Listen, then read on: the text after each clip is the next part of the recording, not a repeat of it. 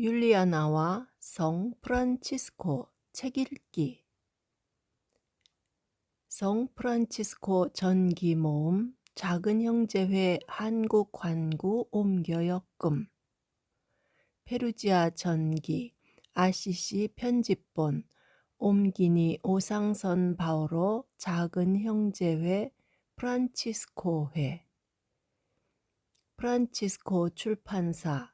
이 책은 프란치스코 출판사의 동의하에 읽는 것임을 알려드립니다. 클라라와 자매들에게 위로의 말씀을 보내다. 45. 같은 때 같은 곳에서 프란치스코는 찬가를 만들고 나서 산 다미아노의 가난한 자매들을 위로하고자 곡을 쓴 적이 있다. 그들이 당신의 병 때문에 몹시 힘들어하는 것을 잘 알고 있었기 때문이다. 건강이 나빠 그들에게 갈 수 없었기에 성인은 동료들이 가서 노래를 불러주도록 했다. 이 노래에서 성인은 그들에게 늘 하듯이 사랑과 가족적인 친교 안에 살아갈 것을 짧게 당부했다. 아직 형제들이 얼마 되지 않았을 때 자매들은 당신의 모범과 말씀을 따라 그리스도께 자신들을 봉헌했기 때문이다. 자매들의 회개와 삶은 작은 나무로서 형제회와 전체 교회를 위해 큰 유익이 되었다. 프란치스코는 그들이 회개하면서부터 기꺼운 마음으로 엄격하고 가난하게 살아왔음을 잘 알고 있었다. 그래서 항상 그들에게 깊은 애정을 느끼고 있었다. 이 곡에서 성인은 자매들에게 주님께서 곳곳에서 그들을 불러 모아 거룩한 사랑과 가난과 순명의 삶을 살도록 하셨음과 이 서약에 죽는 날까지 늘 충실할 것을 상기시켰다. 주님께서 그들에게 허락하시는 애긍으로 기쁨과 분별력 안에서 물질적인 필요에 응하라고 했고, 건강한 자매들은 병고에 시달리는 자매들을 인내심을 가지고 잘 돌보고, 마찬가지로 병중에 있는 자매들은 끈기 있게 필요를 참아내라고 당부했다. 수술을 위해 폰테콜롬보로 옮겨가다. 46. 그리고 눈병 치료에 알맞은 계절이 돌아와서 프란치스코는 눈이 아주 좋지 않은 상태로 그곳을 떠났다.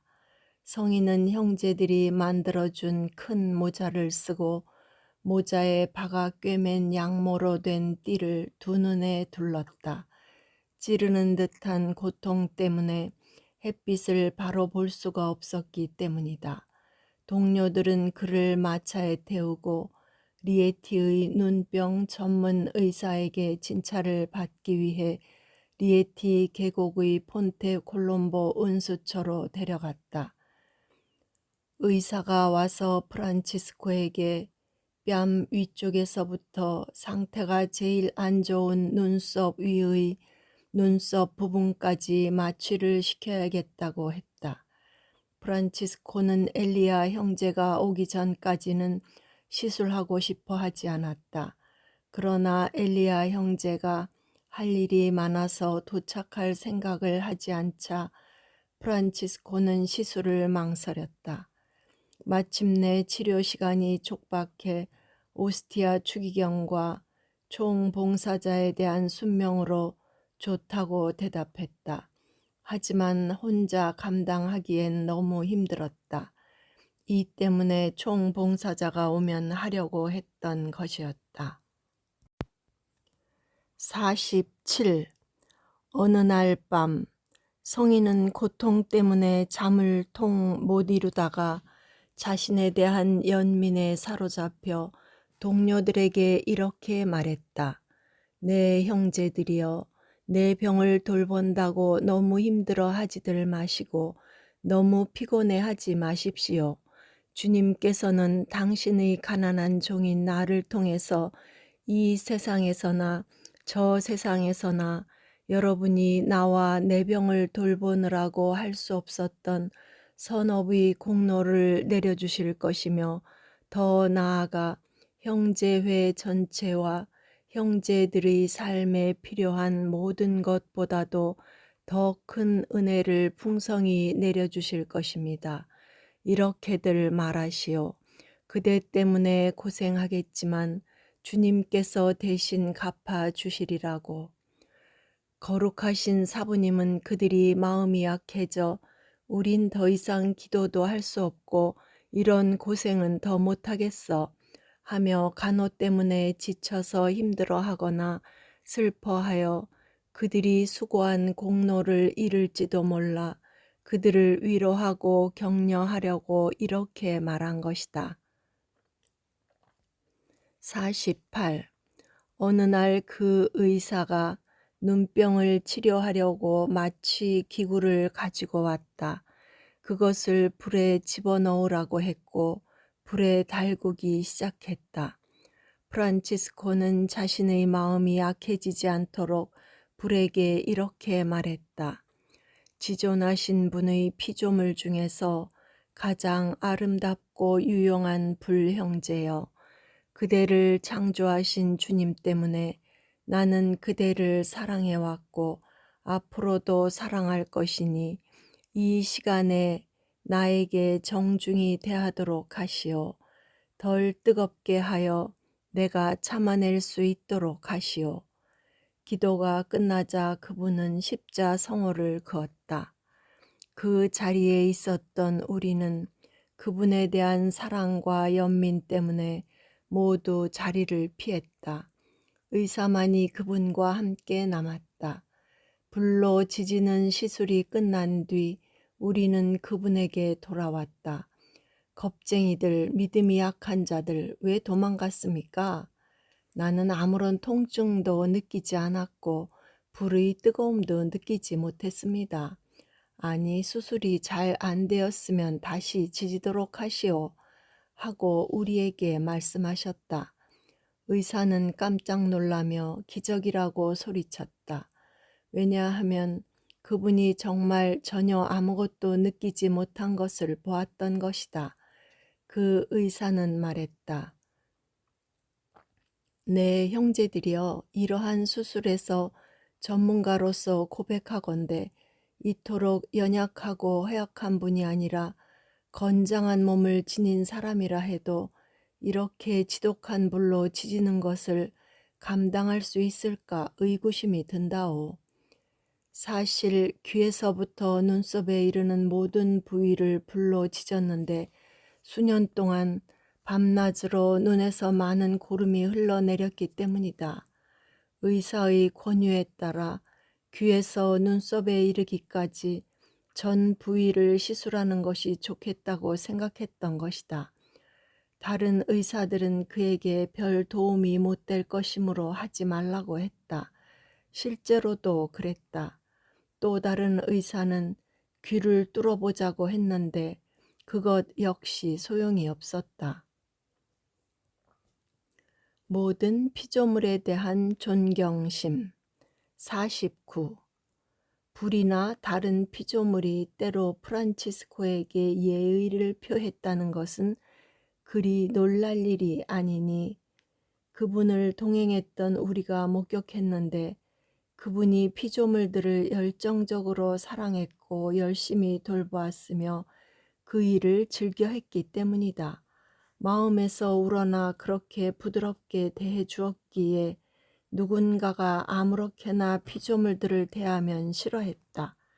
그들과 겉으로 드러나게 아주 기쁨에 넘쳐 대화하곤 했다. 마치 그들이 하느님에 대해 알아듣고 이해하고 말할 줄 아는 양 대했다. 이와 비슷한 경우에 때론 탈원에 빠지기까지 했다. 어느 날 불 가까이에 앉아 있다가 모르는 사이 한쪽 다리에 덮여있던 아마포 잠방이에 불이 붙었다. 그분은 뜨거운 열기를 느꼈고 같이 있던 형제는 불을 보고 끄려 했다.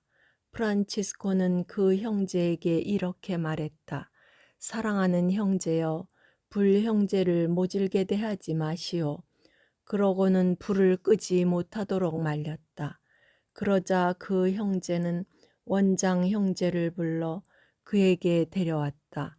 원장은 프란치스코의 뜻을 거슬러 불을 꺼버렸다. 성인은 필요하면 보통 그렇게 하듯이 촛불과 등잔, 불을 끄지 않기를 바랬다. 불에 대해서 그만큼 부드러운 애정을 가지고 있었다. 어떤 형제가 불이나 타고 있는 장작을 함부로 꺼버리는 것을 참지 못했고 오히려 그 피조물의 주인이신 분에 대한 존경심으로 그를 조심스럽게 다루라고 충고하곤 했다. 불에 그을린 양털 가죽을 쓰지 않으려 하다. 50. 라베르나 산에서 사순절을 지내던 어느 날 한 동료가 식사 시간 무렵에 함께 식사하곤 했던 방에 불을 지피고는 그날 미사 복음 말씀을 읽어드리러 프란치스코가 늘 기도하고 잠자는 방으로 갔다. 성인이 미사를 드릴 수가 없었기 때문에 식사하기 전에 늘 그날 복음 말씀을 듣고 싶어 했기 때문이다. 프란치스코가 불을 지핀 방으로 식사하러 내려갔는데 불길이 이미 천장까지 번져서 타오르고 있었다. 그 동료는 불길을 잡으려 갖은 애를 다 쓰는데 프란치스코는 그를 도와주기는커녕 밤에 덮곤 하시던 양털 가죽을 가지고 숲속으로 도망가 버렸다. 그곳의 다른 형제들이 멀리서 그 방에 불꽃이 치솟는 것을 보고 불이 난 것을 알게 되어 달려왔다. 나중에 프란치스코가 식사하러 왔고 식사 후에 그 동료에게 말했다. 이 양털 가죽을 더 이상 덮지 않으렵니다. 내 탐욕 때문에 불 형제가 집어삼키지 못하도록 했기 때문이지요. 피조물을 향한 특별한 사랑. 51. 이와 비슷하게 손을 씻을 때 성인은 행군물이라도 발로 짓밟지 않을 장소를 골랐다. 돌 위를 걸어갈 때도 바위이신 그분을 생각하며 존경심과 두려움을 갖고 걸었다. 이 몸을 바위 위에 올려주셨나이다 라는 시편 구절을 읊을 때면 큰 신심과 존경심을 갖고 이 몸을 바위 발치 아래 올려주셨나이다로 바꾸곤 했다.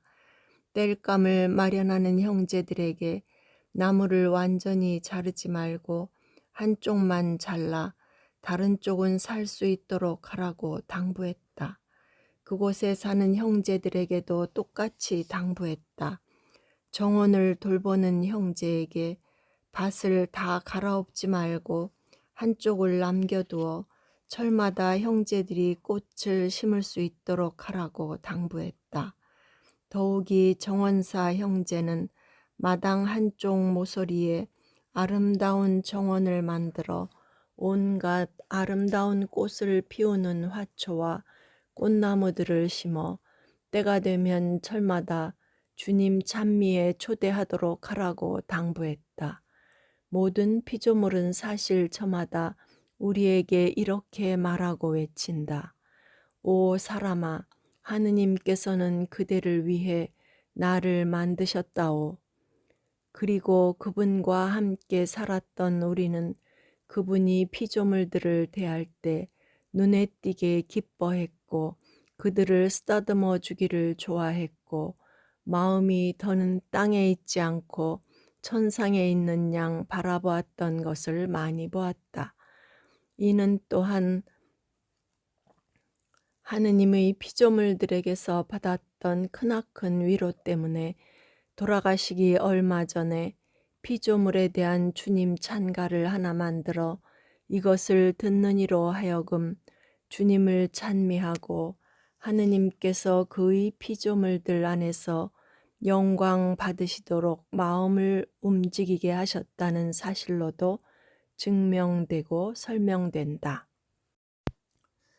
어느 눈병이 든 가난한 여인을 구해줌. 52. 그 당시 한 가난한 여인이 눈병 치료차 마킬로네에서 리에티로 왔다.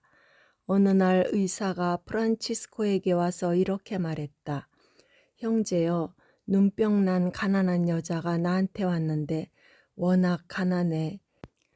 내가 하느님의 사랑으로 도와주고 치료비까지 내야 할 것 같습니다.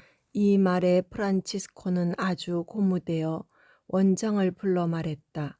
형제여, 우리 것이 아닌 것을 좀 돌려주어야 하겠습니다. 뭘요? 하고 원장이 물었다. 저 눈병 난 가난한 여인한테 우리가 빌린 이 망토 말입니다. 좋으실 대로 하십시오 하고 원장이 대답했다. 프란치스코는 아주 만족하며 당신의 친한 친구인 경건한 사람 하나를 불러 이렇게 말했다. 이 망토와 옷 12벌을 가져다가 저 의사 선생님이 가리켜 주실 그분이 돌보고 있는 가난한 여인에게 가서 말하시오. 당신이 이 망토를 빌려주었던 어떤 가난한 사람이 자기에게 베풀어준 은혜에 감사하십니다. 당신 것을 모두 가져가십시오라고. 그 사람은 가서 프란치스코가 말한 대로 여인에게 말했다. 그 가난한 여인은 그를 사기꾼이라 생각하고 이렇게 말했다. 나를 좀 내버려 두세요. 뭐라 대꾸해야 할지 모르겠어요. 그러나 그 사람은 그녀의 손에 망토와 12벌의 옷을 쥐어주었다. 그 여인은 참말로 한 말이구나 생각하고 어쩔 줄 몰랐지만 행복해서 그를 밀치고는 다시 빼앗길까 두려워 그 밤으로 떠나 몰래 집으로 달려가 버렸다. 프란치스코는 그 여인이 그곳을 떠날 때까지 날마다 하느님의 사랑 때문에 먹을 것을 주라고 원장에게 부탁까지 했다. 그리고 그분과 함께 살았던 우리는 그분이 건강할 때든 병환 중이든 형제들과 건강하든 병들었든 가난한 이들에게 크나큰 애정과 이해심을 보여주었음을 증언할 수 있다. 형제들이 가끔 걱정스러워 그분을 위해 구해준 꼭 필요한 옷가지들도 흔쾌히 벗어 남에게 주었으며 우리 보고 기분 나빠하지 말라고 하시며 다른 이들에게 선물해 버리곤 했다. 총장과 원장은 허락 없이는 당신 수도복을 어떤 형제에게도 주지 말 것을 명하기까지 했다. 사실 형제들은 그분의 수도복에 대한 신심 때문에 가끔 수도복을 갖고 싶다 했고 그러면 그분은 바로 그것을 줘버리곤 했던 것이다. 아니면 당신이 먼저 어느 형제가 옷이 낡았거나 잘 입지 못한 것을 보면 당신 수도복을 두 쪽으로 나눠 한쪽을 선물하고 다른 한쪽만 가졌다. 왜냐하면 수도복을 한 벌밖에 갖고 싶어 하지 않았기 때문이다. 수도복을 가난한 자들에게 주다. 53. 한 번은 그분이 한 지방을 두루 설교하며 다니던 중 프랑스인 형제 둘을 만났는데 그들은 매우 기뻐했다. 그들은 신심 때문에 하느님 사랑으로 수도복을 주십사 청했다. 하느님 사랑으로란 말을 듣자마자 그분은 옷을 벗어주곤 한동안 벌거벗은 채로 있었다. 사실 성인은 하느님 사랑으로 수도복이나 띠나 다른 것을 달라고 청해오면 사랑 자체이신 그 주님께 대한 사랑 때문에 즉시 벗어주는 것이 습관이었다. 그러나 형제들이 아무 때나 하느님 사랑으로라는 말을 남발하는 것은 싫어했다. 하느님의 사랑은 얼마나 심오합니까? 그러니 꼭 필요한 때만 극진한 존경심을 가지고 그렇게 말해야 합니다. 라고 말하곤 했다. 그의 동료 중 하나가 수도복을 벗어 성인에게 주었다. 가끔 수도복을 주고 나면 다른 것을 금방 구하기가 쉽지 않았기 때문에 오랫동안 고생하기도 했다. 더욱이 당신은 남루하고 기운 수도복만 입고 싶어 했기 때문이다. 어떤 때는 1000조각을 안팎으로 기우도록 시켰고 새로운 옷은 결코 아니 거의 받아본 적이 없었다. 하지만 이 형제에게서 한쪽, 저 형제에게서 다른 한쪽을 얻는 것을 좋아했다. 가끔 당신 지병 때문에 새로운 천을 수도복 안쪽에 기워 입기도 하였다. 이렇게 옷을 검소하게 입는 자세는 돌아가실 때까지 계속 지켰다. 돌아가시기 며칠 전 수많은 병 때문에 가죽과 뼈만 앙상한 수종 병자에게 형제들은 수도복을 몇 벌 마련해 주었는데 밤이고 낮이고 필요할 때마다 갈아입을 수 있게 하려는 뜻이었다. 구독과 좋아요는 힘이 됩니다.